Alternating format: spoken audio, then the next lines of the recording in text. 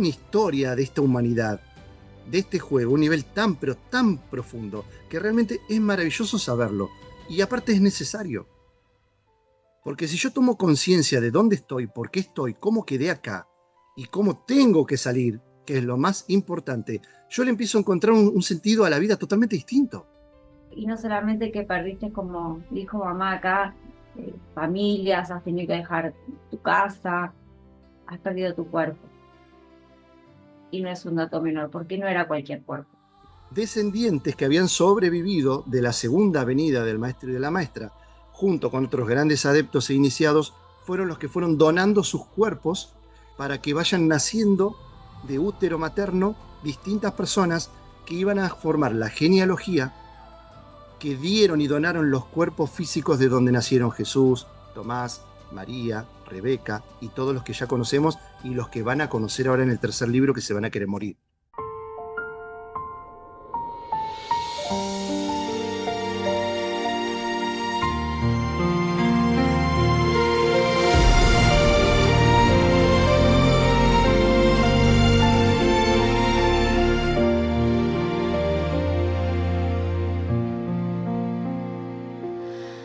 Whispers in the night, they call my name. A shadow flickers in the flame. Silent roads that lead nowhere or everywhere.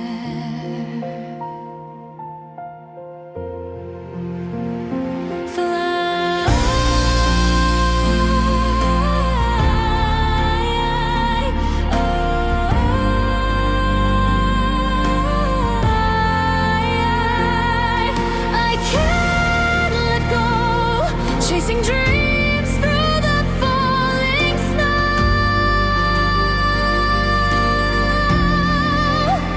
Eternal reverie, it's all I see. Forever lost in what could be.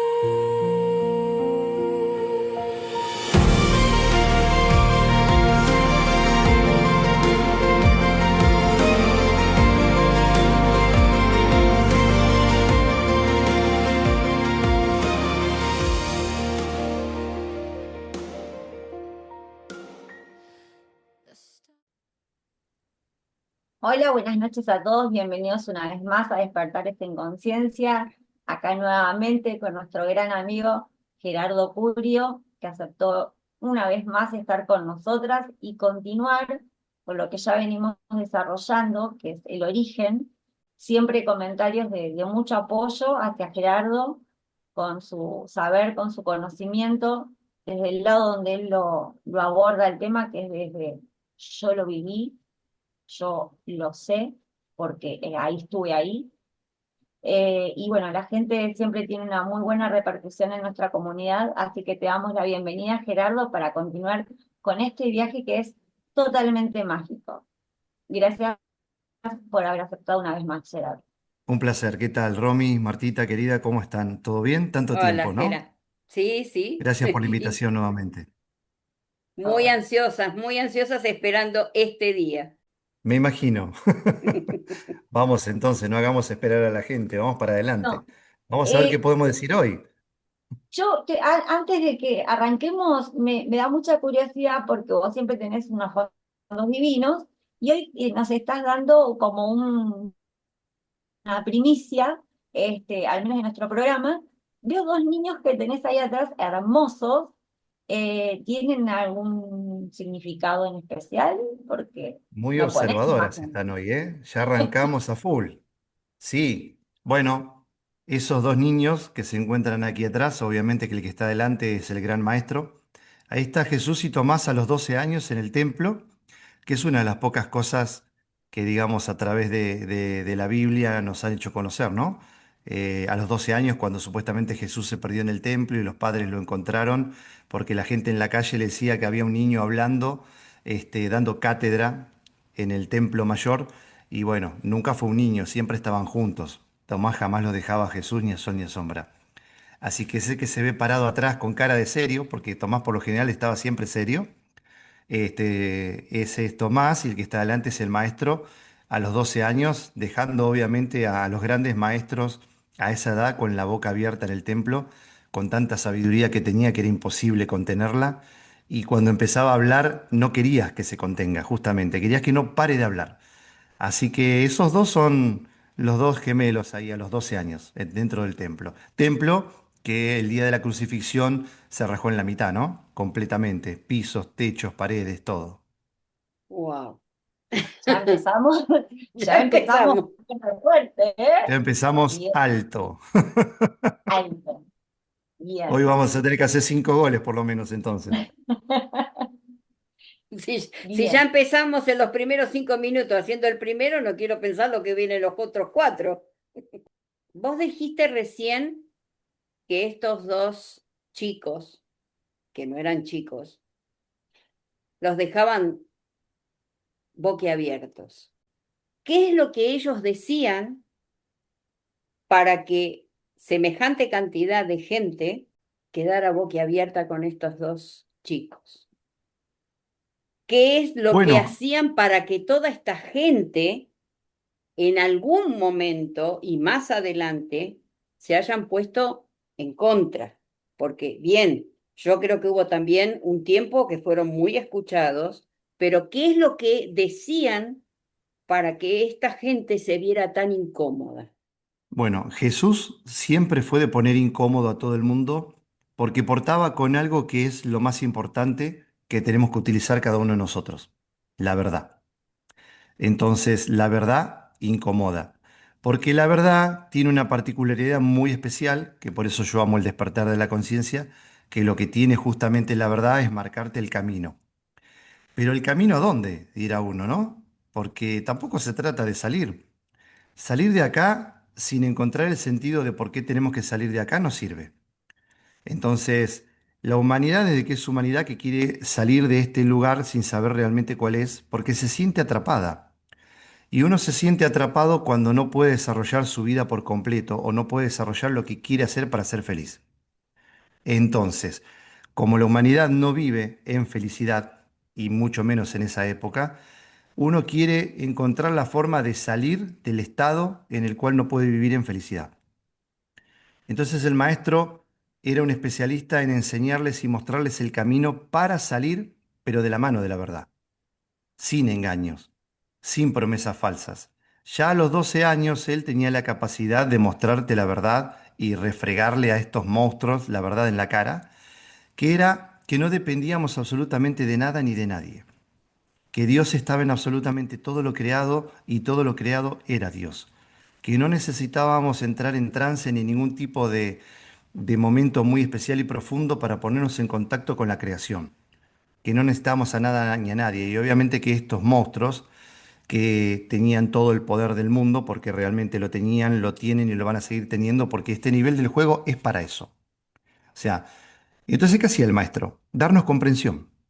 A la gente le daba comprensión, les enseñaba a comprender, ¿no? A sentir, porque la comprensión viene de sentir. Si yo no siento, no puedo comprender. Y sentir viene de la observación. Entonces, ¿qué es lo que él enseñaba desde muy pequeño? Observación, discernimiento y silencio. Ya la tenía muy clara de entrada. Por eso yo siempre digo que lo que yo enseño no es mío. Yo lo aprendí de él, de tantos años de estar con él, de escucharlo, de acompañarlo para custodiarlo y protegerlo. Lo único que podía hacer, aparte de protegerlo, era escucharlo. Y quien escucha todo el tiempo al maestro es imposible que no se convierta en algo muy similar o parecido a él. Es imposible. Entonces estos grandes maestros se sentían intimidados por la excelencia del conocimiento que tenía un niño de 12 años, como él. Y ya se habían dado cuenta a muy temprana edad que era peligroso, porque los miraba de frente, los desafiaba y les decía las cosas en la cara que no querían escuchar o que no querían no escuchar, sino que la gente escuche. Ahí ya empezó la carrera contra el maestro, ya desde los 12 años.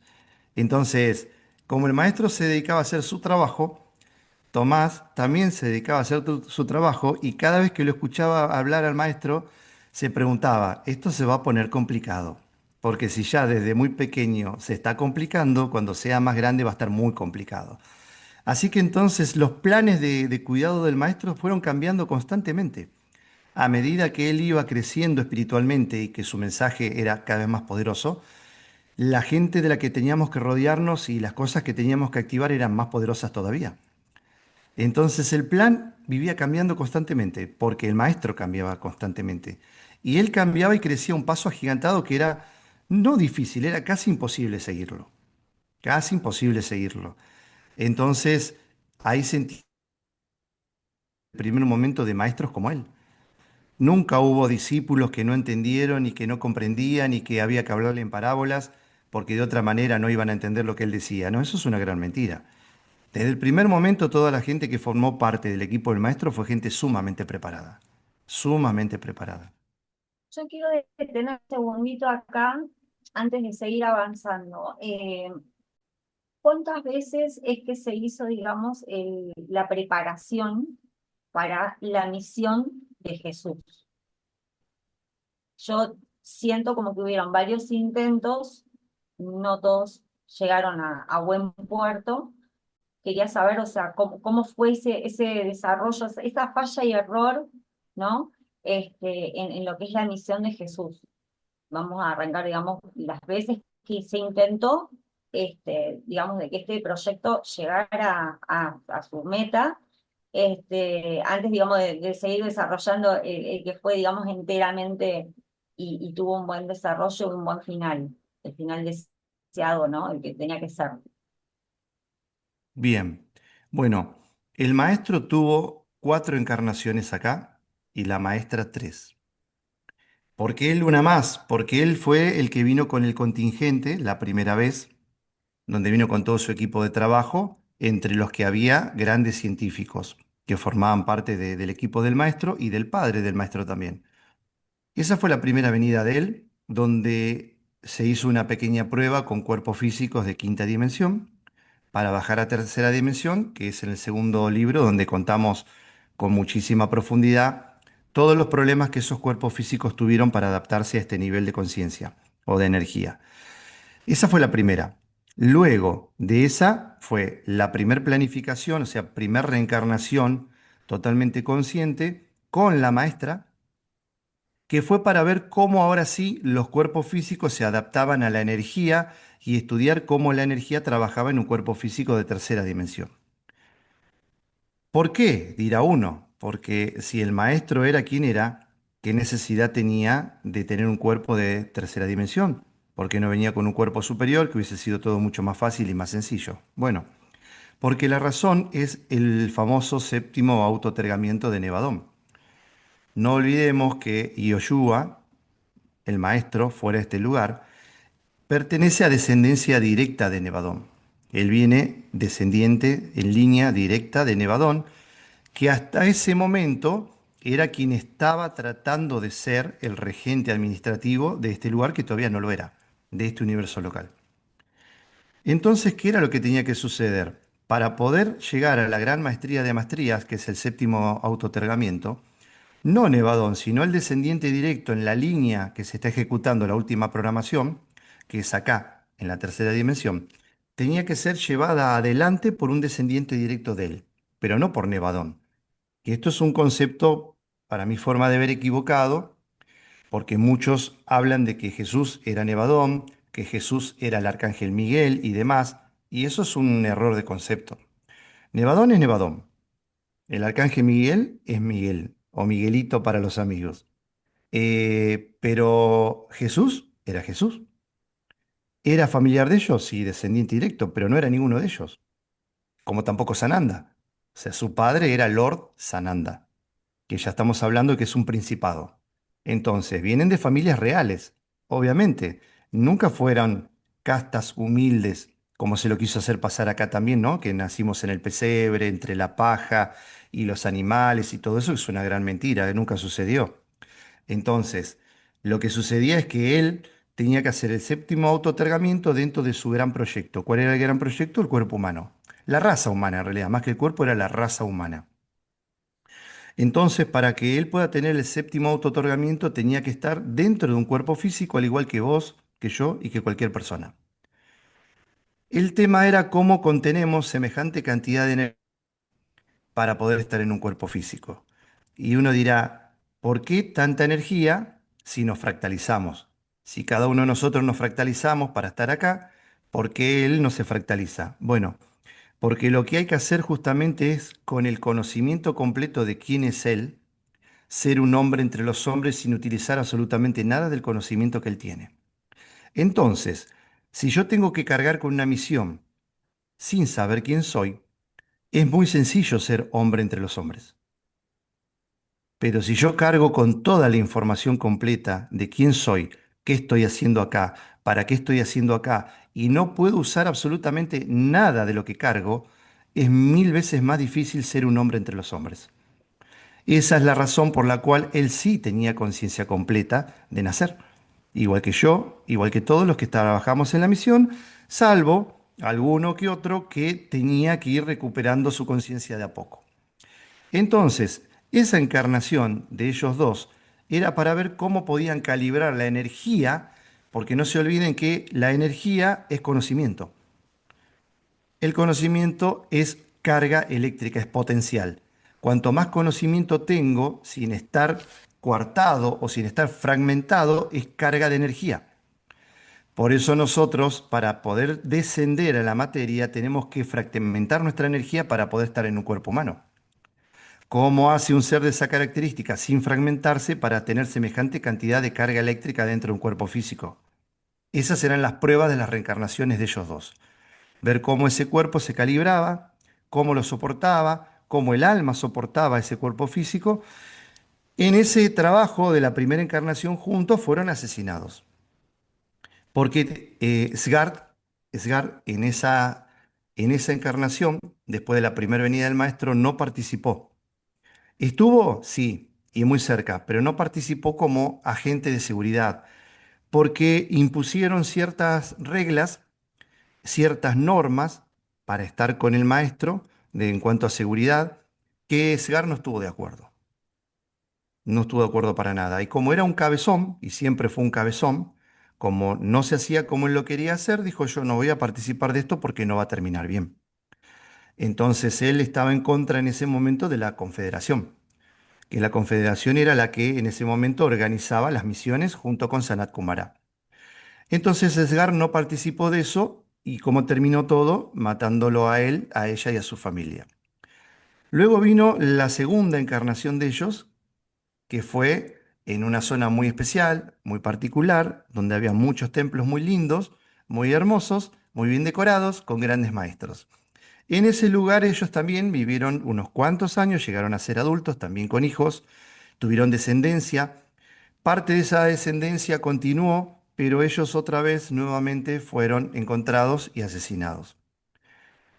Hasta ahí la historia que un poco se cuenta en el segundo libro, que lo voy a profundizar mucho más adelante, con detalle por detalle, qué pasó en esas dos encarnaciones. Más adelante lo vamos a contar, todavía no es el momento. Pero ¿qué es lo más importante? Luego de ese momento, de que ya los habían encontrado y sabían cuál era la verdadera misión de ellos, no iban a permitir que haya una nueva misión. Entonces existía astrológicamente, si se lo quiere definir así, la posición ideal en cuanto a energía dentro de esta holocubierta para volver a retornar y encarnar nuevamente como última misión. Si en esa franja energética o de tiempo-espacio no se hacía la misión de no solamente el séptimo otorgamiento, sino activar la malla de convergencia, la segunda, se corría el riesgo de que o se perdía absolutamente todo o había que esperar más de 2000 o 2500 años para volver a intentarlo de nuevo. Entonces, ¿qué pasó? Durante 300 años se planificó la última venida de ellos, que fue la que vinieron como Jesús y como Marian. Esa se planificó durante 300 años en la tierra interna. Ahora bien, ¿qué fue lo que pasó? Como se sabía que esa sí era la última, si esa no funcionaba, todo el plan completo, no solamente el de ellos, sino el de Lord Sananda, dentro de este lugar también se caían. Y la verdad que se iba a complicar mucho, porque esto es un juego si estamos jugando, pero para los que no solamente estamos jugando, que estamos trabajando dentro de este lugar, sabemos que mucho de lo que pasa acá adentro no es un juego de verdad. Es bastante complejo. Entonces, una cosa es la enseñanza para tomar esto como un juego y poder comprender que se puede salir jugando. Y otra cosa es tomarlo con la seriedad que hay que tomarlo, porque esto dentro del juego pasan cosas que realmente no son un juego. Ahora, dentro de lo que no es un juego, es toda la planificación del gran maestro y la gran maestra. ¿Quién estuvo a cargo de esa planificación? Y acá viene un tema que es realmente muy, muy lindo y de una persona que todos aman. No hay persona que no amen a esta mujer. ¿Quién se encargó de esta planificación? ¿Quién fue la cabeza de la planificación del maestro? La gran Ana. Ana fue quien había estado hasta la época del maestro con su cuerpo físico alrededor de más de 1100 años. Ana era una gran iniciada de los verdaderos y originales templos de misterios, donde tienen las claves para vivir con este cuerpo físico el tiempo que quieran, 1500, 2000, 3000 años también, tranquilamente. Y uno dirá, ¿este cuerpo físico que yo estoy viendo acá puede vivir 3000 años? Sí, con total tranquilidad puede vivir 3000 años. Con la alimentación que corresponde, no solamente física, sino psicológica, que es más importante todavía, y con un montón de trabajos interiores más, que no tiene que ver con mantralizaciones ni nada de eso, sino que hablando de verdadera espiritualidad, estamos hablando de trabajos que la gente normalmente no conoce. Entonces, con ese trabajo adecuado, el cuerpo puede vivir mucho tiempo, pero ese gran secreto para conservar el trabajo lo tenían solamente los grandes iniciados. No lo tenía cualquier persona. No estaban a disposición de cualquier persona común y corriente. De hecho, el trabajo espiritual que muchas personas o maestros o escuelas hacen hoy distan de años luz del verdadero trabajo y conocimiento espiritual que tenemos que tener para vivir como corresponde. Para que nos demos un poquito la idea de que detrás del juego existe algo que es muy superior y que va muy por encima de lo que es el juego de la vida. Entonces Ana tomó como compromiso encargarse de todo lo que había que organizar para la encarnación del maestro, junto con el maestro, junto con la maestra, junto con este humilde servidor y un montón más de personajes que habían venido con ellos. Así que el papel de Ana ahí fue donde tomó más fuerza y empezó a salir a la luz. Ya no se manejaba tanto en los mundos internos o en los templos de misterio donde no se podía acceder si no eras un gran iniciado o mínimamente un adepto, sino que tuvo que empezar a salir. La función principal de Ana, junto conmigo y con otros más, que realmente tenían cargos sumamente importantes en la Tierra interna, era empezar a crear los templos en la 3D. Había que empezar a crear templos en la 3D para preparar a quienes iban a ser las doncellas en esa época, ¿no? Las personas que iban a estar con todos nosotros y que iban a participar de la preparación. Entonces, Ana, ¿quién fue? Ana fue, es y será siempre una de las figuras fundamentales del linaje que precede al maestro.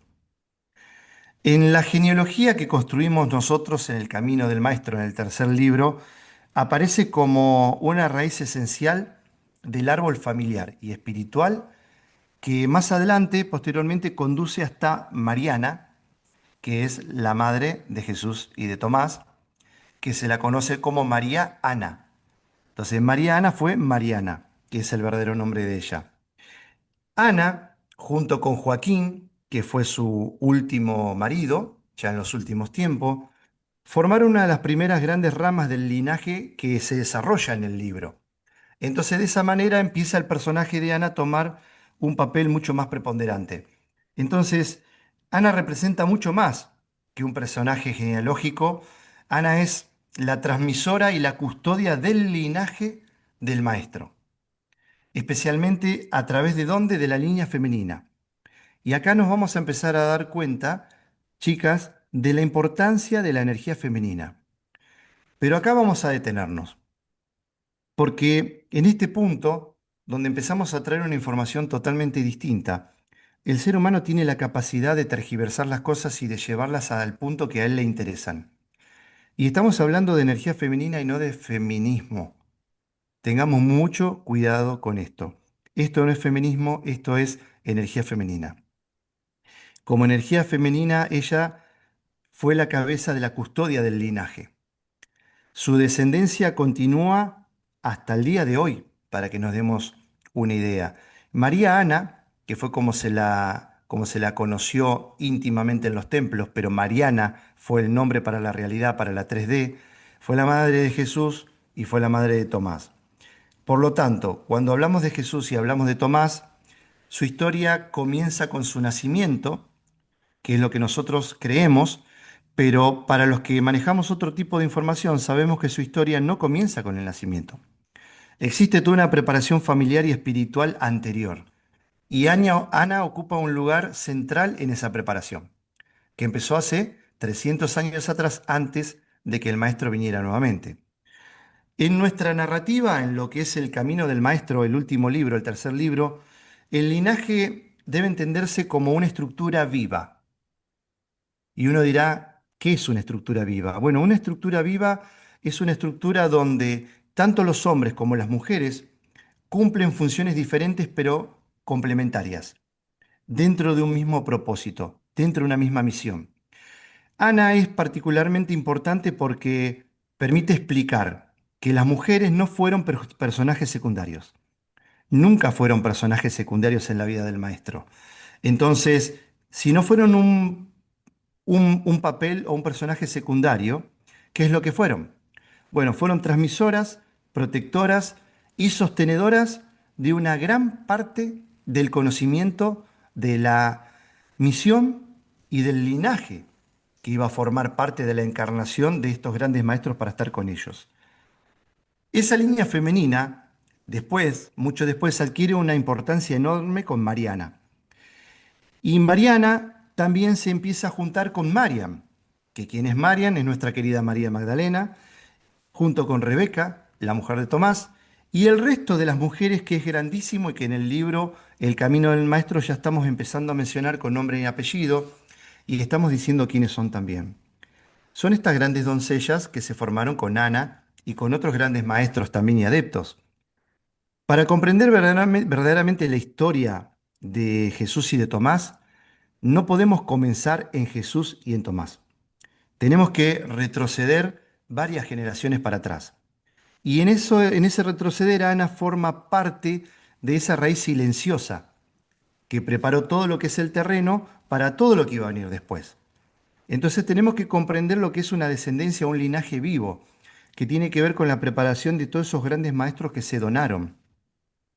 ¿Y por qué es importante esto? ¿Por qué es tan importante Ana?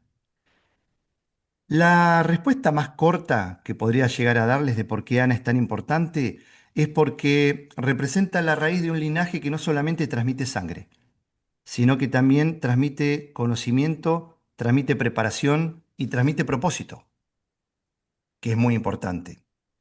¿Quiénes fueron las doncellas que recién mencioné? Bueno, las doncellas fueron formadas junto a ella en el Monte Carmelo, dentro de un ámbito de preparación espiritual que estaba directamente vinculado a la preservación del linaje.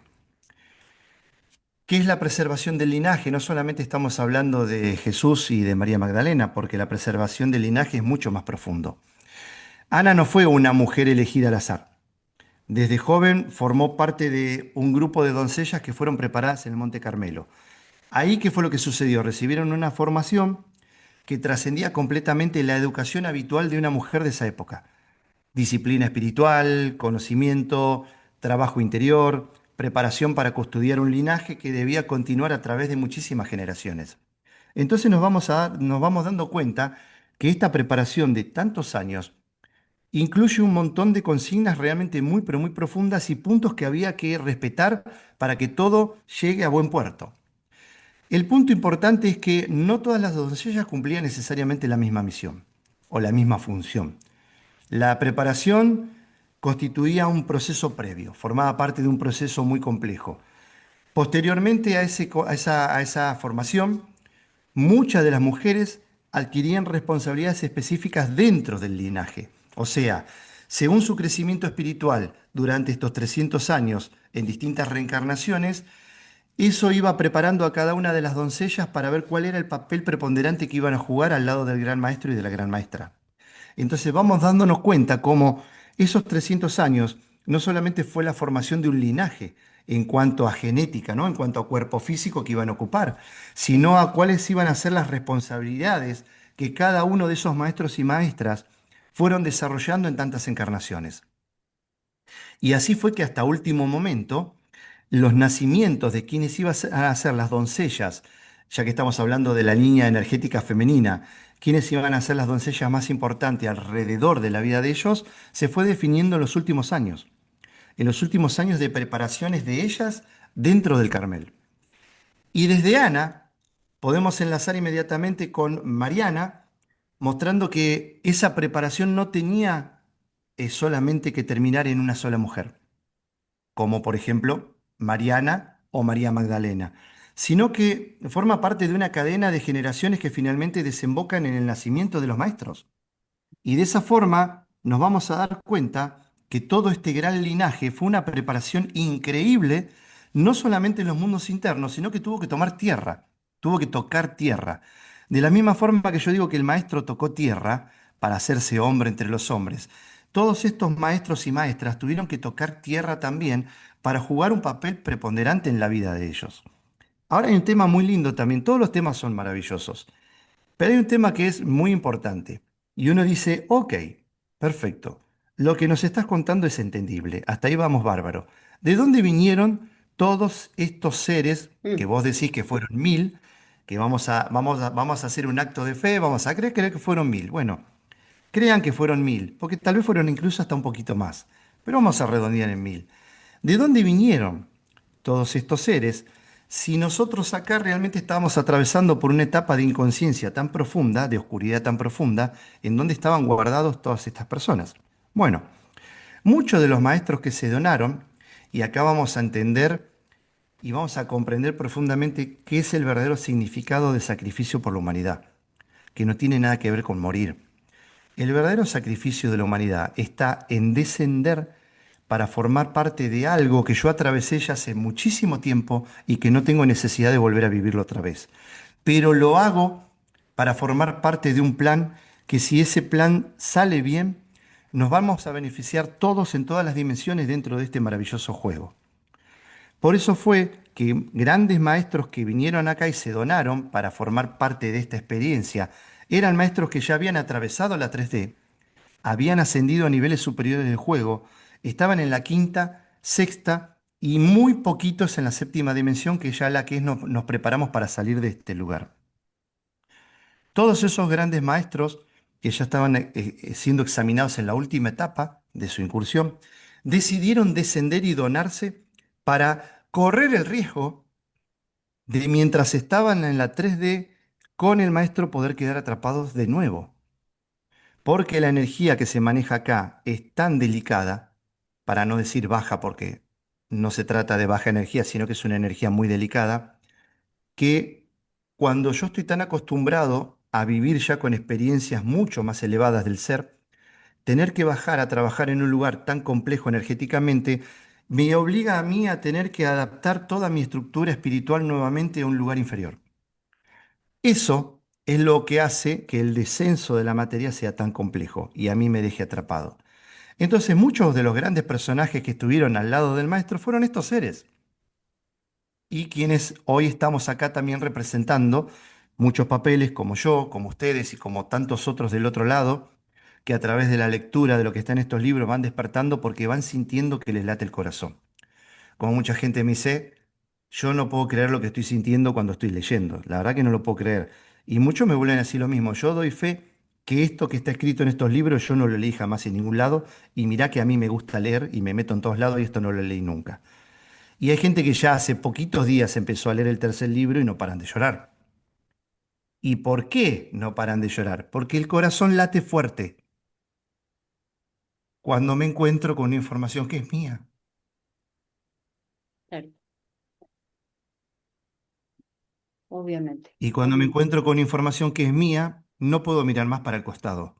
Ya sé que se está activando algo adentro mío que no lo puedo dejar de escuchar.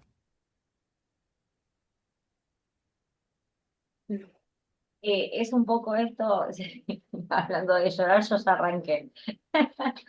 Es un poco esto de lo que estábamos hablando antes de empezar la grabación, ¿no? Es como que tenés ciertas, como, no sé si frases, palabras, son como activadoras, o sea, vos las lanzás. Y bueno, es como está el dicho, al que le quepa el poncho que se lo ponga, ¿no?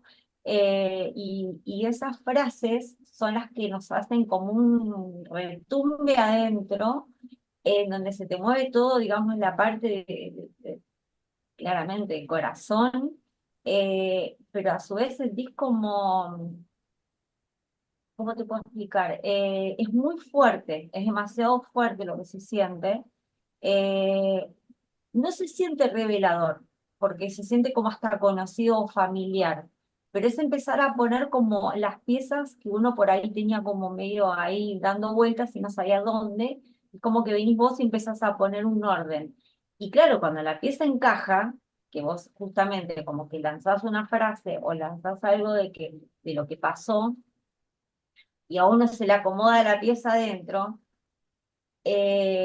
a mí eso es lo que en lo personal, en todo este camino que venimos llevando del origen, creo que festejé en un solo episodio, no lloré, que lo tomé como un festejo, dije, bueno, o sea, hoy no hubo tanta emoción, pero creo que es la confirmación interna de cada uno, donde uno se conecta y se identifica con esto que vos estás compartiendo con nosotras. Creo que es parte de la identificación energética de lo que cada uno vino a hacer en su momento. Corregime si por ahí es otro concepto. Sí, sí. Es la palabra puesta en el momento oportuno, en el lugar indicado. El maestro me preparó indirectamente para todo esto. ¿Por qué digo indirectamente? Porque, como dije recién, mientras Tomás estaba cumpliendo su misión, era imposible que no recibiera la influencia de todo lo que el gran maestro era. Entonces, el estar con él, vos imagínate, la gente que lo veía esporádicamente al maestro, recibió una influencia que era grandísima y mucha gente tenía una facilidad para despertar simplemente estando cerca de él. Para que nos demos un poquito de cuenta de quién era el maestro, ¿no? Imaginémonos lo que era estar al lado de él las 24 horas, continuamente. O sea, la misión iba a ser la misión que él quería que cada uno cumpla, no la que nosotros queríamos. Iba a ser la que él quería. Pero no porque lo imponía, sino porque influía directamente en el otro. Entonces, un ser que tiene un cuerpo calibrado con esa energía, con ese nivel de voltaje, que el nivel de voltaje es conciencia, guarda con eso, ¿eh? No es poder, no es poder físico para hacer cosas. Cuando estamos hablando de alto voltaje, estamos hablando de una gran conciencia con mucha información. Cuanto más información, más fuerte es la energía que maneja y más fuerte es la espiritualidad que tiene. Y hay que estar a la altura de las circunstancias para poder estar al lado de él. Por eso es que bajaron estos maestros que se donaron. No cualquier persona en la 3D en ese momento podía formar parte del grupo íntimo al menos. Del grupo íntimo al menos, ¿no? Porque después había grupos que es como todo, es como un anillo concéntrico. Partimos del centro y nos vamos alejando a la periferia. Los de la periferia sí eran personas con un gran potencial espiritual, pero que no necesariamente tenían que estar a la altura de las circunstancias. Sí tenían que ser fieles al plan y demostrar que bajo ningún punto de vista se iban a mover de eso. Eso sí era lo más importante de todo. No importaba si eras un analfabeto total. Si vos querías cumplir una misión al lado del maestro, tenías que mostrar que eras la persona más idónea para ese puesto y que no había nada en el mundo que te iba a mover de ahí. Nada. Así tendrías que entregar tu vida, nada te iba a mover de esa misión. Entonces, lo más importante no era la cantidad de estudio o sabiduría que teníamos, al menos no los de la periferia. Lo más importante era la calidad de humano, la calidad de alma que estaba jugando el personaje. Y eso no lo reemplaza nada. Ahora fíjense cómo con poquitas palabras que dijimos recién en 10 minutos de introducción, cambiamos totalmente el concepto de lo que es el maestro, de que era el hijo de un carpintero, de que a los 12 años se lo encontró en el templo, los padres estaban en la calle preocupados porque no sabían dónde estaba, que a los 30 años apareció, vamos a saber, vaya a saber quién de dónde, con un grupo de 12 vagos que no tenían nada que hacer y cuando él le dijo, ¿quieren seguirme? Le dijo, sí, vamos, si no tengo nada que hacer, te sigo. que le hablaba en parábolas porque no le entendían nada, y que a los 33 años lo crucificaron por meterse con quien no se tenía que meter, en el negocio que no era el adecuado, y subió a los cielos. Después de descender a los infiernos, subió a los cielos, se sentó a la derecha de Dios, Padre Todopoderoso. Desde ahí a venir a juzgar a los vivos y a los muertos, colorín colorado, este juego se ha acabado. ¿Y es así? O sea, la historia de este pedazo de bestia, como yo le decía a él, yo sí que era una bestia. Y yo le decía, vos sos un pedazo de bestia y se cagaba de risa conmigo y había veces que me miraba de una manera que yo no sabía si se estaba preparando para cagarse de risa o para cagarme a trompadas, porque la verdad era esa, porque él manejaba la dualidad a un nivel tan, pero tan maravilloso que era imposible enojarse con él, por más que yo me agarraba mis calenturas y mis muy buenas calenturas, porque siempre intentaba hacer cosas para escabullirse y claro, eso iba en contra de mi misión y yo me agarraba unas calenturas que lo quería colgar de todos lados. Las peleas que teníamos nosotros en algunos momentos eran monstruosas y mirado de afuera eran maravillosas porque tanto nuestra madre como Ana se mataban de risa porque yo lo corría por todos lados para agarrarlo, pues decía, yo te voy a cagar a trompada, y él me decía, sí, para eso primero me vas a tener que agarrar, y tenía tanta agilidad el guacho que no lo agarraba. Entonces con nosotros se divertían todo el mundo o nos odiaban, una de dos, no había término medio. O te matabas de risa, que terminaban matándose de risa, y siempre la abuela Ana era maravillosa. Era un ser increíble que ponía paños fríos en todo, y cuando la abuela Ana intervenía, todo el mundo se paraba alrededor de ella. Todo el mundo se paraba alrededor de ella. Si el maestro tenía energía, nuestra querida Anita, como le decimos lo que la queremos desde otro lugar, tenía una energía infinita. Ahora, ¿quién es Ana? ¿No? Y ya lo estoy contando también en el libro. Ana, si ustedes a ver si se acuerdan un poquito en el segundo libro, en la primera incursión del maestro, uno de los tantos pioneros que vinieron con ellos estaba una científica que era una glacióloga. Se llamaba Ana. Esa glacióloga era un ser muy especial, muy particular, que tenía un corazón increíble, y que intervenía solo en determinados momentos con el maestro y solamente cuando estaba con el maestro, porque era un ser muy, muy profundo, muy observador, ¿no? Muy pensante, muy sintiente.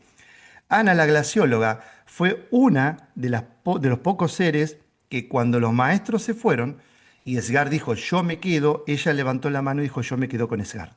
No se va a quedar solo, yo me quedo con él. Esa fue Ana. De ella descienden muchísimas generaciones que tomaron cuerpo físico en la Tierra, después durante miles de años no, después cuerpo físico no, como hice yo. Ese ser, esa conciencia de Ana, la glacióloga, es quien fue Ana, la abuela Ajá. de Jesús, de Tomás y del resto de los hermanos, ¿no? De todos los hermanos que podemos hablar en otro momento. Y no vamos a profundizar ahí, pero en otro momento podemos hablar de lo que es el linaje de Mariana, ¿no? Que es maravilloso.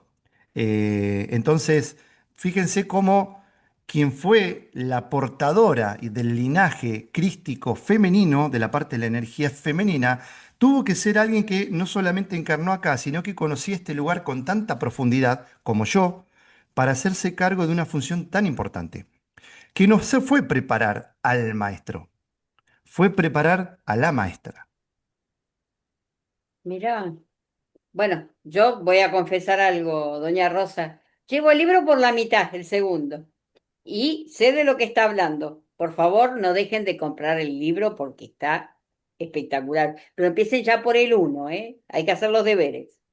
Está excelente. Sí, vos sabés que te ibas a preguntar, estaba esperando que terminaras, si dentro del equipo que él trajo acá, digamos, era algún personaje que después fue conocido como Mariana, como Ana, como Rebeca, eh, este, y realmente, bueno, confieso, voy a decir una pequeña parte.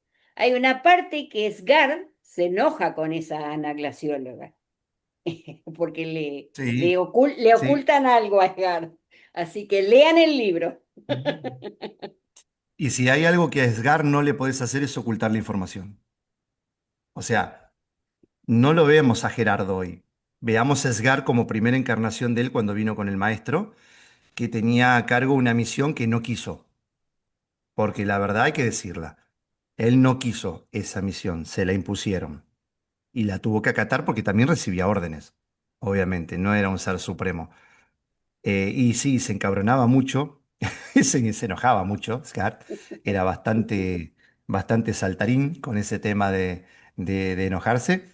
Y bueno, aparte era todo nuevo en él, porque estaba manejando un cuerpo físico que nunca había manejado, que no estaba acostumbrado, y que lo hizo encontrarse con un montón de situaciones, de emociones, que el maestro cuando vio esas emociones en Sgar fue cuando sonrió de golpe en el libro, pero que no estaba sonriendo porque Sgar cambiaba de colores como un camaleón. Estaba sonriendo porque se dio cuenta que si un ser tan oscuro como Sgar, porque era un ser oscuro, no por malo, sino porque la función que él llevaba adelante era una función muy difícil de llevar. Entonces, un ser que manejaba ese nivel de energía era un ser muy complicado realmente.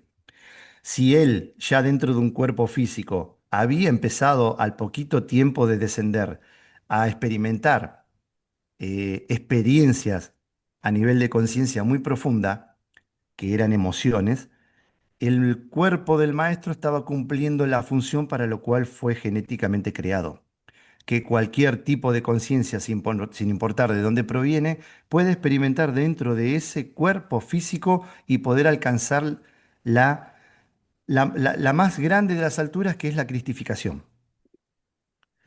Si con poquito tiempo un ser con el poder que tenía Sgar para manejar la información para otro lado, no para el bien, sino para la destrucción, ya estaba experimentando amor, obviamente todavía no se había dado cuenta él que era amor, porque no había experimentado amor nunca. El único amor que Sgar conocía era el amor hacia su propia gente, que tampoco es que era amor. Era otro tipo de sentimientos que tenía, pero era lo más cercano al amor que él conocía, es cuidar a su gente.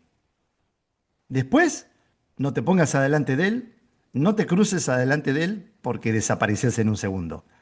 Entonces, que él empiece a experimentar todo eso, ya estaba mostrando que el experimento del maestro realmente era grandioso. Entonces valía la pena todo lo que venía por delante. Pero Ana, en ese momento sí, en ese momento se llevó un susto bastante grande con Edgar, no solamente Ana, a muchos de los que estaban ahí se les llenó lo que ya nos imaginamos de pregunta, porque Edgar tiene una particularidad y la sigue teniendo hasta el día de hoy, que tiene una mirada muy, muy particular, que cuando te mira de esa manera realmente se te llena de preguntas. Y no sabés para dónde rajar porque no tenés la más mínima idea de cómo va a reaccionar. Esa es una cualidad de Sgar que no va a cambiar jamás. Por más que trabajo interior que exista, esa cualidad es de Sgar y lo va a acompañar siempre. Y la usaba mucho como Tomás. La usaba mucho como Tomás. Esa era una parte donde Tomás no necesitaba hablar. Simplemente sabía cómo mirar para que se empiece a fruncir lo que se tenía que fruncir y para que se ordene todo como se tenía que ordenar. Y no había duda. O sea, o se ordenaba porque el peso de que la misión fracase era grandísimo y no podía fracasar. Y las mujeres, el linaje femenino, siempre jugó un papel importantísimo porque como yo siempre digo, no se puede hablar de Jesús si no hablamos de Mariana. No podemos. O sea, es una falta de respeto. Es una falta de respeto a la espiritualidad hablar del maestro si no hablamos de la maestra.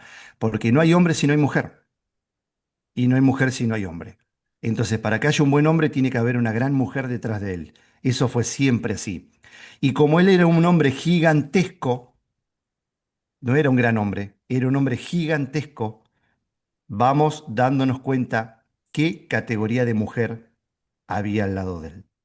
Sí, tal cual. Ahora, ¿qué clase de sociedad hemos tenido que literalmente fue borrada de un plumazo? Y no solo que fue borrada de un plumazo, sino también llevada a un nivel que no existió. Entonces, si ese complemento, esa gran mujer detrás de este gran hombre, hoy sale nuevamente y brilla nuevamente, bienvenido sea, porque en realidad yo, a ver, por favor, corregime si me estoy equivocando. Son energías que se nivelan, no es una más que la otra, sino nivelación de energía. Y eso me parece que al día de hoy no lo estamos entendiendo tampoco, Ujú. porque los extremos no son. No es ni perdón, pero vamos un poco a la actualidad, no es ni el machismo ni el feminismo. Es trabajo en conjunto y es en conjunto. ¿Cuándo va a ser el día que entendamos eso, no? Está bien, entendamos de que fueron borrados de un plumazo porque vivimos en una sociedad todavía al día de hoy patriarcal. Pero bueno, empecemos a cambiar, por lo menos empecemos a entender que ambos tienen cosas y ambos depositan cada uno lo suyo. Acá no hay competencia, como tampoco lo hubo ahí. Ahí hubo cooperación. Y esto fue un trabajo miércoles que el equipo fue grande. ¿Y qué Bueno, a entrega? eso nosotros le llamamos el complemento perfecto. Cuando el hombre y la mujer trabajan al unísono con una misma misión, estamos frente al complemento perfecto. Y ellos lo eran sobradamente. El complemento perfecto tiene una característica muy particular, que es enseñar y transmitir trascendiendo todo, todo. Son el ejemplo puro de todo lo que hay que hacer, de todo lo correcto, de todo lo maravilloso, de todo lo sano. Simplemente son el ejemplo, nada más. Entonces comprendemos por qué la importancia de la familia, porque los maestros tuvieron familia, Claro. porque los maestros tuvieron descendencia, porque a la descendencia es a quien yo enseño y a quien yo instruyo para que continúe con mi legado. Si yo quiero destruir el legado, destruyo el lugar donde el legado subsiste, y ese lugar es la familia. Entonces yo no tengo que ponerme a destruir una información. Yo destruyo el lugar donde la información se puede propagar y se acabó el problema. Si lo vemos de ese lado, entendemos por qué la sociedad está en decadencia, por qué la sociedad está cada vez peor, por qué está pasando lo que pasa con la información, sin mencionar a nadie. No vamos a seguir mencionando a nadie, no les vamos a dar más lugar. Es más importante la información que nosotros tenemos para dar que hablar de los demás. Eso ya Ujú, es hora de que lo vayamos entendiendo. Esa fue la orden que se me dio también hace muy poco. No hablar más de determinados temas, y no voy a hablar más de determinados temas porque yo también acato órdenes. O sea, yo a mi nivel también tengo quien me da las órdenes y me las da de la manera que yo las doy. O sea, con mucho amor, pero con una mirada que no deja lugar a dudas. Entonces, hace poco se me impartió la última instrucción de cómo íbamos a seguir adelante con toda la información del maestro. Se me reafirmó que yo iba a ser el que iba a continuar la información, develar la información del linaje completo desde el momento de nacimiento hasta el momento del retiro de ellos acá. O sea que vamos a seguir escribiendo muchos, muchos libros para poder hablar qué pasó en los 86 años que el maestro y la maestra estuvieron acá. Y tengo que hacerlo bajo una consigna que me dieron, que yo ya la venía manejando, que es: yo solamente voy a hablar de lo que sé, no de lo que creo, sino de lo que sé, de lo que viví y de lo que experimenté en primera persona. Yo no puedo hablar de lo que todavía no tengo certeza de que sea así. No puedo hablar de eso. Hasta que eso no esté comprobado por mí y sea parte mía, de mi propia vida, yo de eso no puedo hablar. Y no lo voy a hacer. Y tampoco hablar más de nadie. Punto final. Vamos a dedicar nuestro tiempo y nuestra energía a que la verdad del maestro, que es lo que más nos importa a todos, pueda llegar a cualquier persona sin importar su estatus social, sus estudios, sus creencias, porque la información de la vida del maestro no tiene que ver ni con creencias, ni con estatus social, ni con religión. La vida del maestro es para la humanidad porque el sacrificio que él hizo fue para la humanidad. nos deja sin palabras, Gerardo, te digo la verdad, nos deja sin palabras, pero esto recién empieza. Por favor, te pido, continúa, continúa. El linaje de la energía femenina fue realmente maravilloso porque en el Carmel, donde se preparaban a las doncellas y también a quienes iban a ser los iniciados, pero en este momento vamos a hablar un poco de lo que es la línea femenina, lo que es la energía femenina, porque estamos hablando de Ana, entonces corresponde que si hablamos de Ana, hablemos de la energía femenina, que es lo que ella preparaba, ¿no? Ella preparaba a las doncellas para esa energía. En ese momento había más de 50 doncellas en el Carmel preparándose.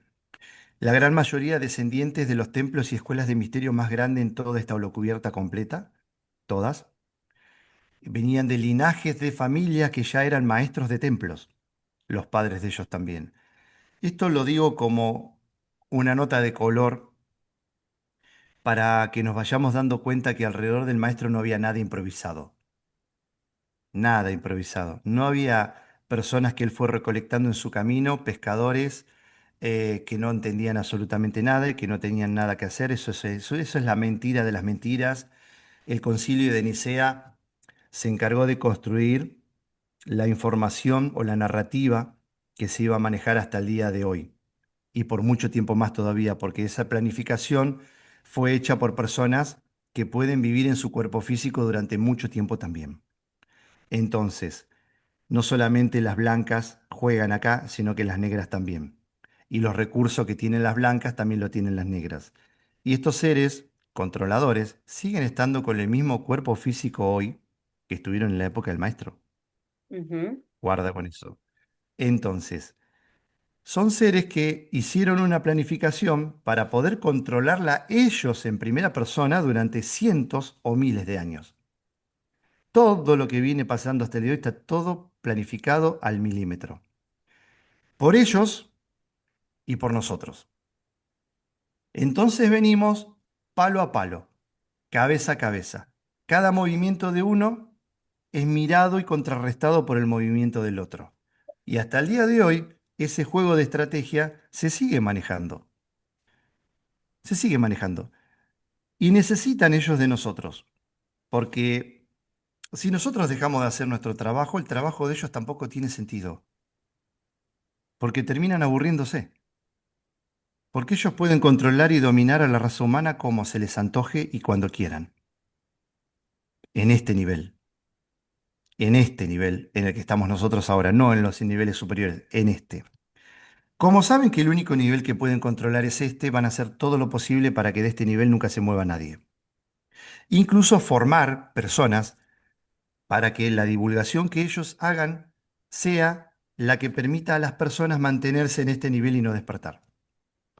Por eso hay que tener mucho cuidado con la información, porque la información puede hacernos realmente salir de este lugar o permanecer por mucho tiempo más. Acá es donde entra el libre albedrío y el discernimiento de cada uno. Pero esto fue siempre así, no es hoy. ¿Cuál es la gran diferencia entre hoy y los tiempos del maestro? Bueno, primero que en la época del maestro existía la tecnología, como yo siempre lo dije. Y esto es difícil de creer porque nos vienen haciendo creer que nosotros venimos de la época de las cavernas. Entonces, supuestamente, si hoy tenemos este nivel de tecnología, en la antigüedad no podíamos tener tecnología. Estábamos con la rueda, inventando la rueda, el martillo, el cincel, y bueno, y no mucho más. Sin embargo, no es así.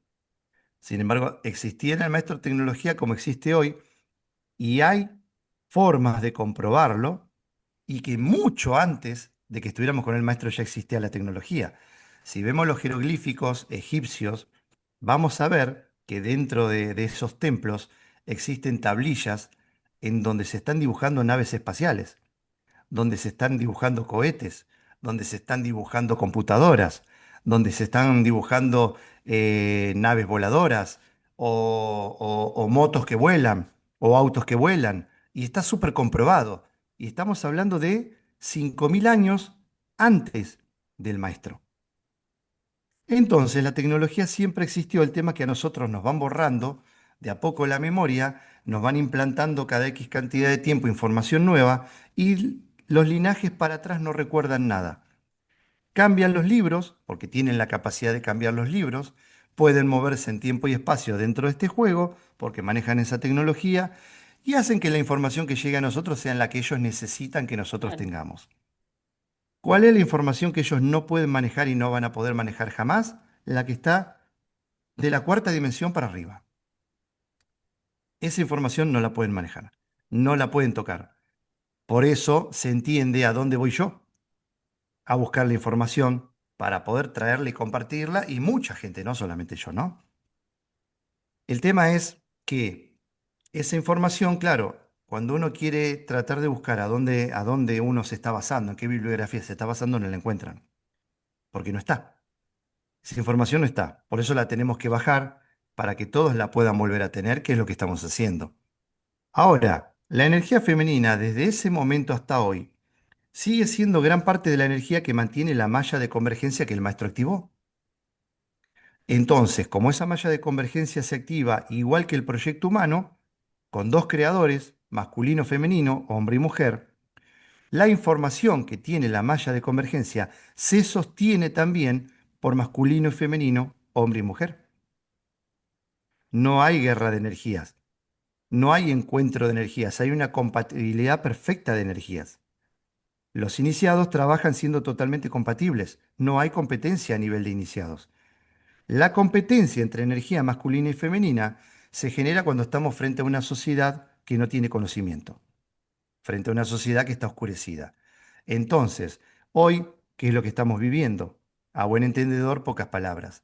Estamos en una sociedad que compite, en una sociedad que se pelea, en una sociedad que destruye, en una sociedad que maldice, en una sociedad que pisa la cabeza al otro para poder sobrevivir. Y de esa manera no sobrevive ninguno. Entonces nos damos cuenta que no estamos viviendo una sociedad de conciencia y nos estamos dando cuenta que no estamos en un ascenso. Estamos al final de los 26.000, Sí, 25, 25.920 no, años, sí, 25, 9, si 20. no me equivoco, ¿Eh? 25.920 años, porque cuando estamos en el final de una era es cuando empiezan a pasar todas estas cosas. Y ahí nos damos cuenta que no estamos en un ascenso, sino que estamos en un descenso. Descenso. Sí, pero no es para tener miedo. No es para salir corriendo, no es para estar preocupados de que se acaba todo, porque si realmente supiesen cuántas veces ya se acabó todo dentro de este lugar, cuántas ruedas vienen dando, retornando y no recuerdan, no lo van a poder creer. Entonces, sí lo importante de decir es que si la información del gran maestro está empezando a venir ahora, en esta época, es porque ahora tienen que tener toda la información disponible para que ustedes sí con esa información decidan qué quieren hacer con su vida. Porque hasta ahora venían con la información incorrecta. Entonces, para equilibrar la balanza, ellos van a dejar que nosotros traigamos la información correcta. Total, están tan seguros que no nos van a creer que Gerardo es un loco más hablando, entre todos los locos, y que los que realmente son la verdadera sociedad y tienen el verdadero conocimiento son la mayoría, cuando en realidad la mayoría son los que tienen a su alcance la desinformación, no la información.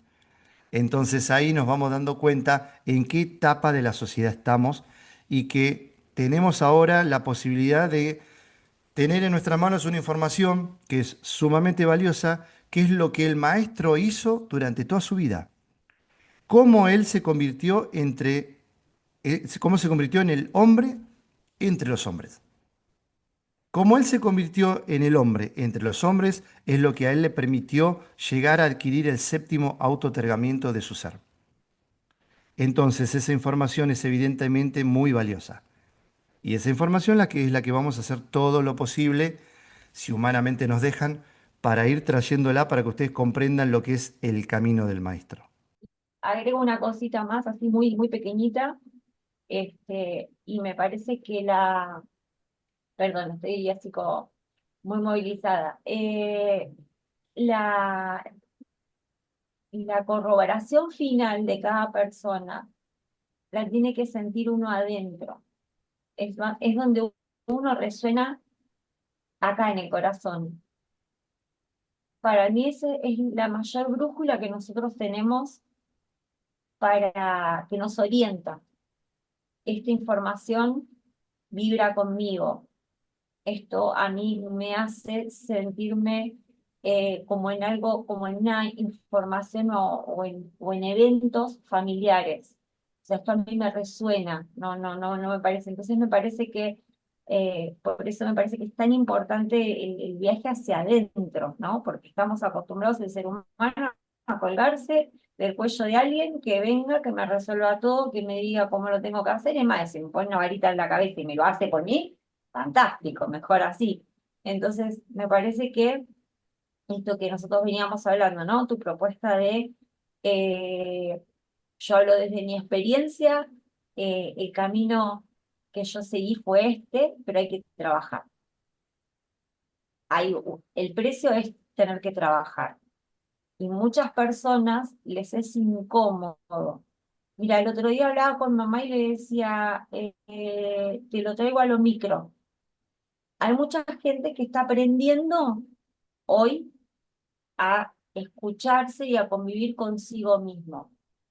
Y yo le decía a mamá, yo no me incomodo, yo tengo mucho trabajo interno hecho, yo estoy al revés, aprendiendo a convivir con personas. A mí me cuesta más la integración, digamos, desde lo externo que yo con mi interior. Entonces, siempre me guío mucho por mi brújula interna. Y toda esta información que vos nos traes, que no es ni más ni menos que tu historia, siendo Tomás, mi brújula interna hace que vibre toda, que me angustie y que me agarre una congoja tremenda, porque siento que es por acá, es por acá.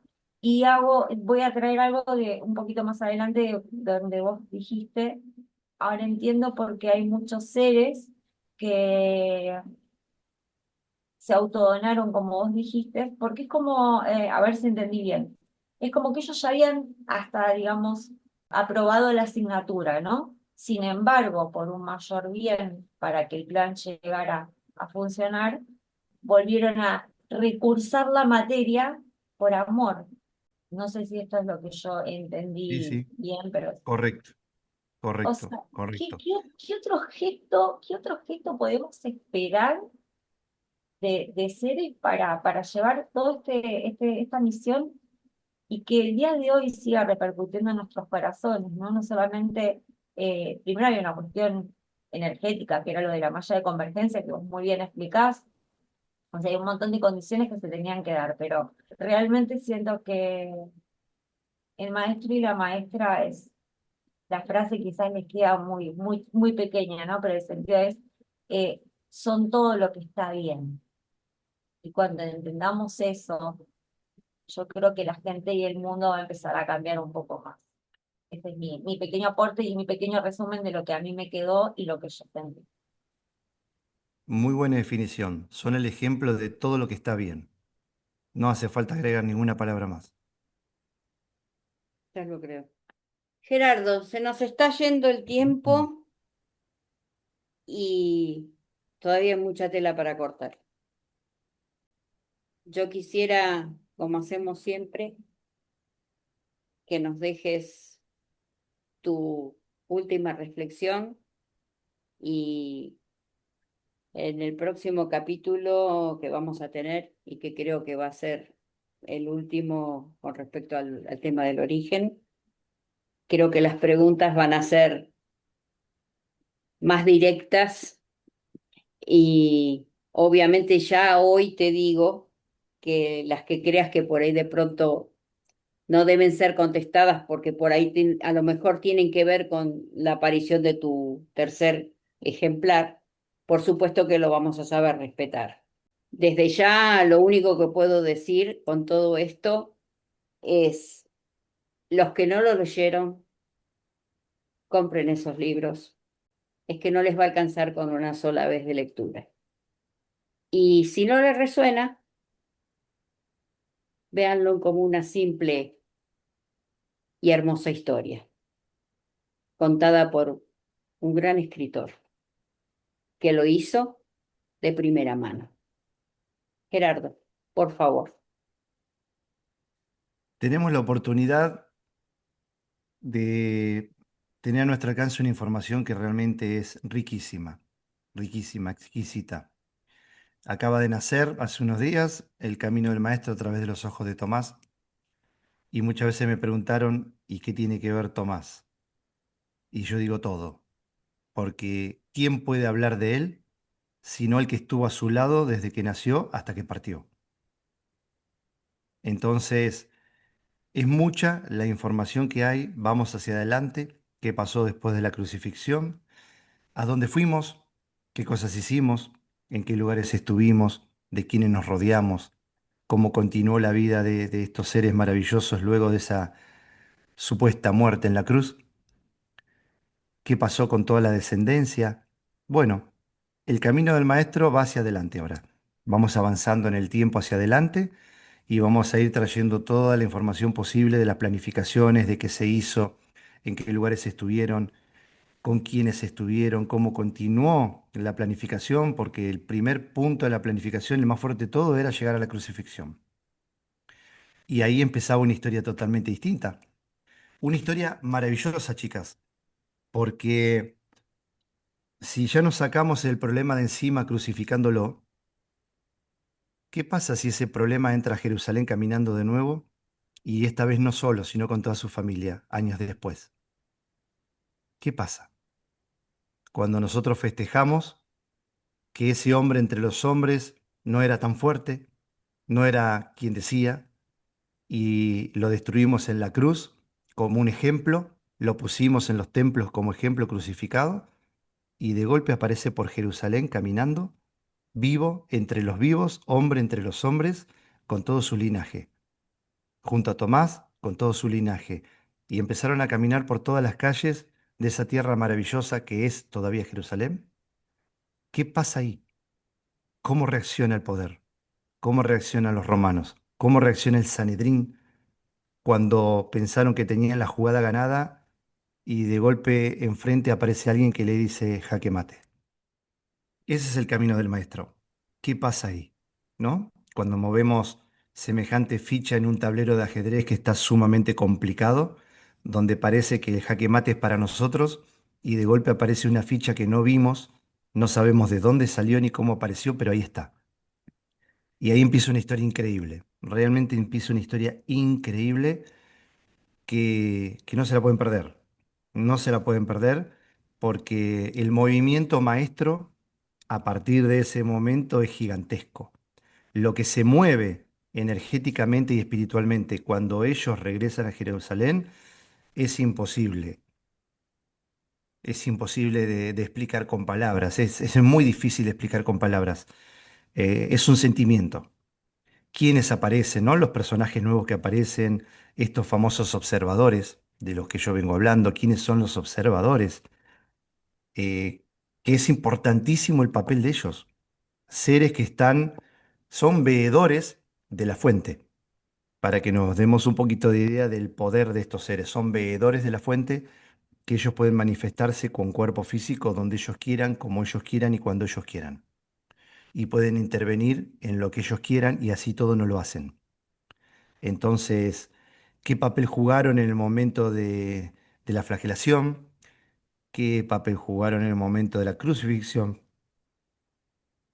¿Y qué papel jugaron con el regreso de los maestros a Jerusalén? ¿Qué papel tomaron? ¿Qué decisiones tomaron? ¿Cómo se movieron? ¿A qué niveles dentro de esta matriz se manejaron? ¿Qué información sacaron de este lugar? ¿Qué puertas se abrieron cuando dieron el ok al séptimo autootorgamiento del maestro? Es maravilloso todo lo que hay para contar. Y no nos podemos quedar con el hijo del carpintero, porque si nos quedamos con el hijo del carpintero, nos vamos a quedar afuera de la historia más maravillosa que se puede llegar a contar del ser más grande entre los hombres. Bueno, Gerardo, creo que la única entera que queda hoy soy yo. Así que hoy voy a cerrar yo, así que ya les dimos un adelanto de lo que va a ser el próximo encuentro. Prepárense con los pañuelos. Y nosotros